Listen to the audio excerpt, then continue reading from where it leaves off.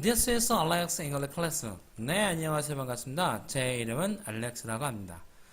네, 제가 오래간만에 또 이렇게 강의를 또 찍었습니다. 이게 좀 매일매일 좀 찍어야 되는데, 그 생각대로 잘 안 되네요. 어쨌든 오늘은 또 강의를 또 찍어 보도록 하겠습니다.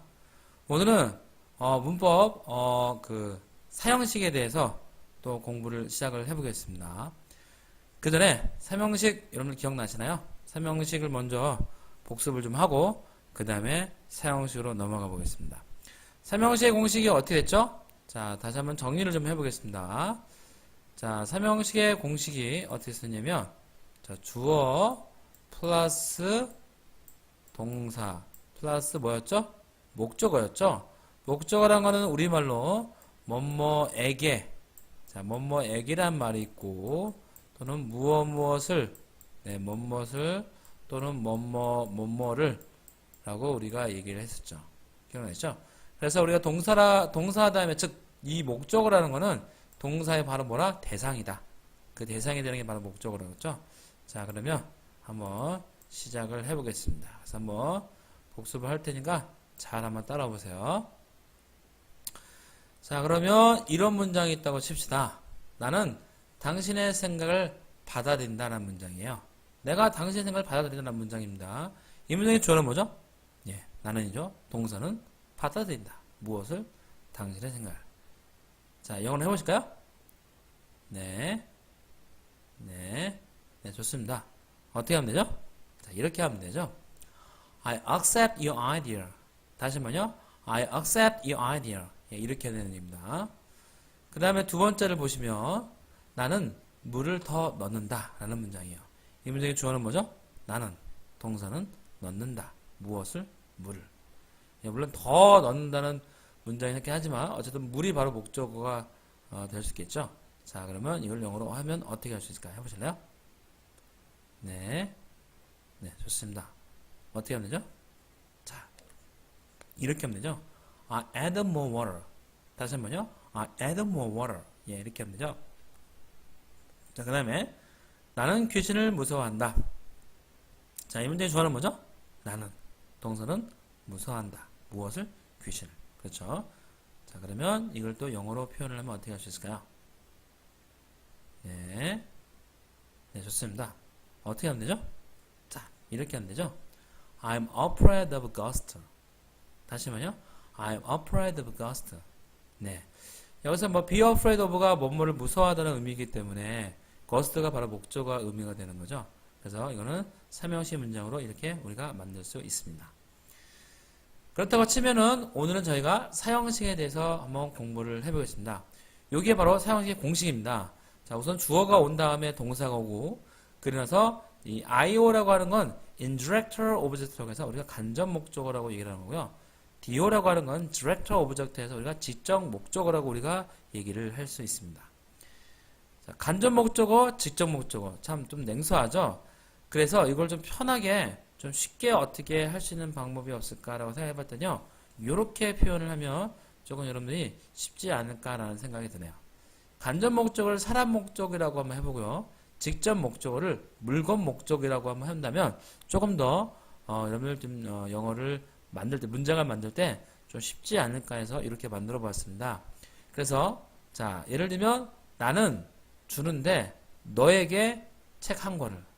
그래서 I give you a book 이 되는 거죠. 그래서 내가 너에게 책 한 권을 준다라는 문장이고, 자, 그 다음에 역시 또 밑에 문장을 보시면 자, 그들은 나에게 새로운 카메라를 보여준다는 말이죠. 그래서 they show me a new camera 이렇게 되는 거죠. 그래서 me가 바로 간접 목적어가 되는 거고 a new camera가 바로 지적 목적어가 되는 거죠. 실제로 사형식이 한국 사람이 구사하기에 좀 어색할 수 있어요. 왜냐면 일반적으로 한국 사람은 삼형식에 많이 좀 이렇게 익숙하기 때문에 사형식이 왠지 좀 어색할 수 있습니다. 왜냐면 예를 들면 they show 그들은 보여준다, 나를 보여준다 이렇게 오해할 수 있거든요. 그렇기 때문에 이거를 사람 목적어라고 하시면 사람에게 목적어라고 하는 거는 뭐뭐에게라는 표현이 있다고 했죠. 그래서 뭐뭐에게가 바로 목적어가 되는 거고 직접 목적어는 을이라 눌러꺼내서 우리가 이렇게 직접 목적으로 을로 해서 직접 목적, 즉 물건 목적어가 이렇게 될 수 있는 겁니다. 여러분 여기 발음을 좀 조심하셔야 돼요. 카메라가 아닙니다. 카메라는 우리말이고요. 영어 병은 정확한 병은 camera라고 발음하셔야 돼요. 네, 그거를 자 염두에서 발음하십시오. 그 다음에요. 역시 부사의 위치, 장소, 방법, 시간, 날짜.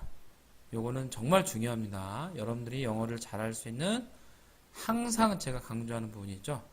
이거는 절대 잊지 않도록 항상 머릿속에 기억을 해두시면 영어를 잘 하실 수 있을 겁니다. 이런 문장이 있습니다. 우리 어머니는 내게 매년 새 가방을 사주신다는 문장이 있어요. 이 문장의 주어는 뭘까요? 예, 우리 어머니가 주어죠. 동사는 사주신다. 누구한테요? 내게. 무엇을요? 새 가방을. 언제요? 매년. 정리를 하면 주어, 동사, 사람 목적어, 물건 목적어, 그 다음에 시간 부사. 이렇게 정리가 되는 거죠. 그렇다 치면은 영어로 같이 한번 해볼까요? 자, 우리 어머니가 영어로 어떻게 하죠? 예, my mother죠. 우리 어머니라고 해서 our mother라고 하지 않고요. 영어에서는 my mother라고 이렇게 영어를 표현합니다. 그 다음에 해주시니까 mice, me, 뭐죠? A new bed. 언제요? Every year. 정리하면 my mother buys me a new bag every year. 다시 한번요. My mother buys me a new bag every year. 자, 그럼 발음에 대한 부분은 제가 나중에 기회가 되면 강의를 한번 해드리겠지만 잠깐 말씀을 드리면요. 영어에서는 명사가 굉장히 중요합니다. 그렇기 때문에 이 mother를 조금 더 약간 높게 읽어야 되고요. 그 다음에 여기서 패턴이 new bag 할 때도 이때는 형용사를 조금 더 강하게 읽으시면 돼요. 그 부분만 잘 정리를 해도 발음 자체가 좀 좋게 들릴 수 있습니다. 그래서 My mother buys me a new bag every 이렇게 읽는 게 아니고요. My mother buys me a new bag every year 이런 식으로 거기에 맞춰서 연습을 하시면 발음이 조금이나마 좀 좋게 들릴 거라고 생각이 드네요. 그 다음에 이런 문제가 있습니다. 나는 학교에서 4개의 이메일을 보낸다는 뜻이죠. 그러면 주어는 뭐죠? 나는. 동사는 보낸다. 누구한테요? 네, 4개. 무엇을요? 네, 이메일을. 어디서? 장소인 학교겠죠. 정리를 하면 주어, 동사, 사람 목적어, 그다음에 물건 목적어, 그다음에 장소. 같이 해볼까요? 나는니까 I. 보낸다. send. 누구한테요? you. 무엇을요? an email. 어디에서요? at school. 이거죠. 자, 그러면 쭉 읽으면 어디죠? I send you an email at school. 다시 뭐요? I send you an email at school. 자, 여기서도요, 발음이 조금 힌트를, 좀 팁을 드리면, 이때는 I가 인칭대명사죠. 그러면 도리어 동사가 좀 강조가 됩니다. 그래서 I send를 조금 더 강하게 해서 I send you an email at school. 이렇게 패턴이 되는 겁니다. 그 다음에요, 이런 표현이 있습니다. 주어, 동사, 사람 목적어, 그리고 절 목적어요. 우리가 물건 목적어를 갖다가 이렇게 절여온다는 거죠. 물건 목적어가 이제 단어가 오는 것이 아니라 절 자체가 와서 이거를 이제 어떤 목적어 형태로 만드는 얘기죠. 예를 들면 이런 문장이에요. 나는 내게 그가 바쁘다고 말했다는 문장이에요. 그러면 이 문장의 주어는 뭐가 되는 거죠? 나는이 주어고 동사는 말했다. 누구한테? 내게. 뭐라고? 그가 바쁘다고. 여기서 그가 바쁘다는 형식은 몇 형식 문장이죠? 네, 2형식 문장이 되는 거죠. 그래서 3형식 문장과 2형식 문장이 같이 묶여있는 복합 문장이라고 얘기할 수 있는데, 자, 어쨌거나 우리한테는 주어 동사 사람 목적 쓴 다음에 이 절 목적어, 즉 그 물건 목적어가 다시 문장이 시작된다고 생각하시면 조금 더 쉽게 아마 다가오지 않을까 하는 생각이 드네요. 자, 그러면 같이 한번 해볼까요? 우선 나는니까 뭐가 되죠? I. 동사는 말했다니까 told. 누구한테? you. 뭐라고요? that he is busy. 정리하면 I told you that he is busy. 다시 말요. I told you that he is busy. 자, 여기 that은 우리가 생략할 수 있습니다. 그래서 I told you he is busy라고 하는 것이 훨씬 더 편하겠죠. 자, 그러면 이제 연습을 같이 한번 해보겠습니다. 예를 들면 이런 문장이 있습니다. 우리 어머니는 내게 코트를 사주신다 라는 문장이 있습니다. 이 문장의 주어는 뭐죠? 네, 우리 어머니는. 동사는 사주신다. 누구한테? 내게. 무엇을? 코트를. 정리하면 이렇게 되는 거죠. 자, 그러면 영어로 해보실래요? 음, 네, 아주 잘하셨습니다. 자, 어떻게 하면 되죠? 자, 이렇게 하면 되죠. My mother buys me a coat. 다시 뭐요? My mother buys me a coat. 그죠? 자, 주어가 3인 단수일 때는 동사에다 s 붙이는 거 여러분들 잘 아시죠? 자, 그렇지만 뭐 우리가 외국 사람한테 대화할 때 이 s를 안 붙였다고 외국 사람이 못 알아들을까요? 아니에요. 다 알아듣습니다. 예. 그렇지만 우리가 배우는 입장이니까 이건 좀 정확하게 배우는 게 좋으니까 자, 이런 거는 잘 생각하면서 영어로 구사를 하시면 되겠습니다. 그 다음에요. 나는 나의 친구에게 자동차를 판다는 문장이에요. 이 문장의 주어는 뭐죠? 나는. 동사는 판다. 누구한테? 나의 친구에게. 무엇을? 자동차를. 정리하면 어떻게 되죠? 자, 이렇게 되는 거죠. 그러면 영어로 해보실래요? 오케이. 자, 어떻게 하면 되죠? 자, 이렇게 하면 되죠? I sell my friend my car. 다시 뭐요? I sell my friend my car. 예. 내가 파는데 나의 친구에게 나의 차를. 영어에서는 항상 명사가 왔을 때 그 명사가 관사나 소유격에 반드시 들어가야 된다. 그 명사가 살 수 있는 명사면. 그렇기 때문에 굳이 my라고 쓰지 않아도 카가 당연히 내 차를 판 거니까 굳이 쓸 필요가 없지 않나라고 생각할 수 있는데요. 자, 관사를 쓰면 안 되고 이때는요. 내 차를 팔았다는 표현을 반드시 쓰셔야 됩니다. 네.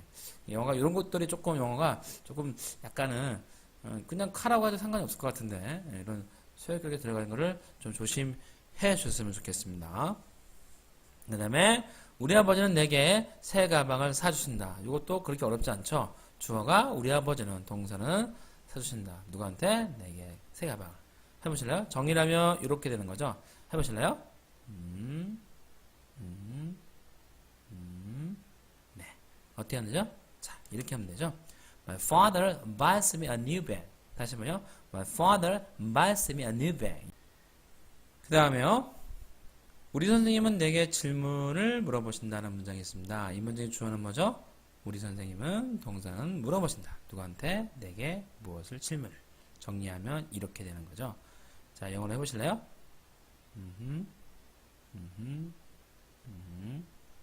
네, 좋습니다. 어떻게 하면 되죠? 자, 이렇게 하면 되죠. My teacher asks me questions. 다시 한번요. My teacher asks me a question. 다시 한번요. My teacher asks me a question. 네, 이렇게 하시면 되죠.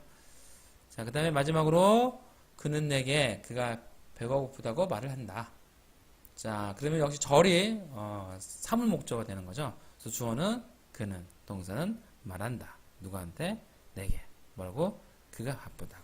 정리를 하면 이렇게 정리가 되겠죠. 해보실래요?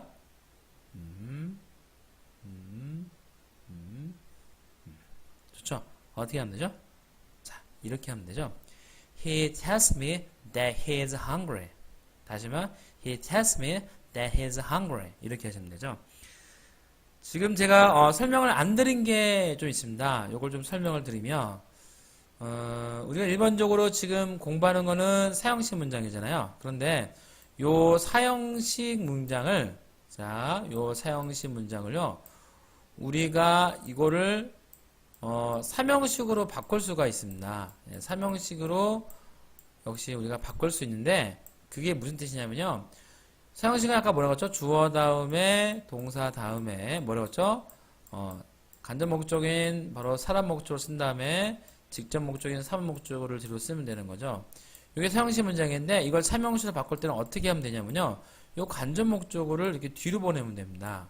근데 그냥 보내면 안 되고 반드시 뭐가 들어가냐면 정리라면 주어 더하기 동사 더하기 그 다음에 물건 목적어가 먼저 온 다음에 여기다가 뭘 쓰냐면 전체사인 to를 쓴 다음에 그리고 나서 여기 뒤에다가 이렇게 사람 목적어를 쓰시면 되는 거예요.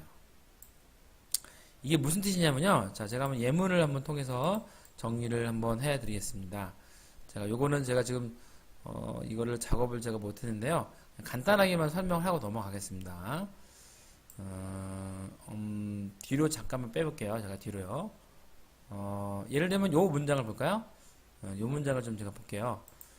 예를 들면은 저기 보니까 나는 팔았다. 나의 친구에게 나를 차를 팔았다는 얘기죠. 근데 이거를 요 my friend를 이렇게 뒤로 보내는 겁니다. 그 다음에 앞에다 뭐를 붙이면 이렇게 to를 붙이시면 되는 거예요. 정의라면 I say my car to my friend 이렇게 하면 되죠. 그래서 I say my car to my friend. 그래서 여러분들이 사형식이 좀 어색하시면 삼형식으로 써도 상관은 없습니다. 예.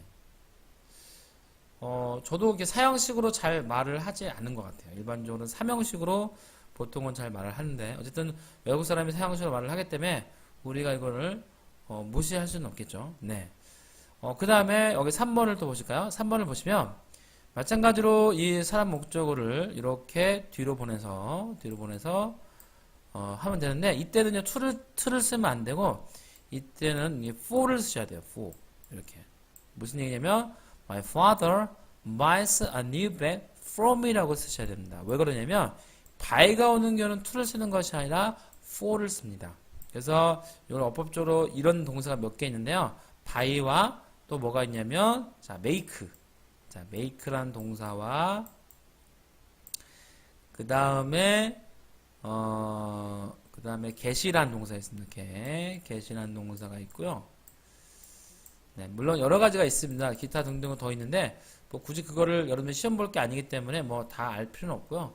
그냥 요 정도만 좀 알고 있으시면 되겠습니다. 물론 여러분들이 여기를 만약에 my father buys a new bag to me라고 해서 외국 사람 못 알아들을까요? 알아들어요. 네, 분명히 알아듣습니다. 근데 이제 어쨌든 우리가 지금 이제 배우는 입장이기 때문에 to가 틀렸다는 거는 이런 좀 알 필요가 있고요. 마지막으로 여기 보시면 요 s가 있죠. s가 올 때는 for가 아니고 이 배한테는 ove가 들어갑니다. 정의라면 my teacher asks a question of me라고 해요. 그래서 질문, 뭔가 질문에 관한 그런 어떤 동사가 왔을 경우에는요, 그때는 반드시 우리가 of를 가지고 뒤에 사람 목적어가 온다는 걸 잘 기억을 해 주셨으면 좋겠습니다.